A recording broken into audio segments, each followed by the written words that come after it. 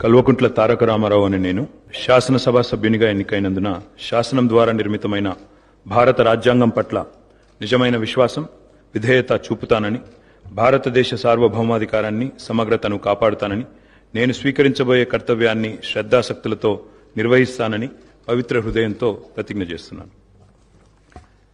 తెలంగాణ శాసనసభ్యుడనైన కల్వకుంట్ల తారక రామారావు అనే నేను సభా నియమాలకు కట్టుబడి ఉంటానని, వాటిని అనుసరిస్తానని, సభా మర్యాదలను పాటిస్తానని, సాంప్రదాయాలను గౌరవిస్తానని పవిత్ర హృదయంతో ప్రతిజ్ఞ చేస్తున్నాను.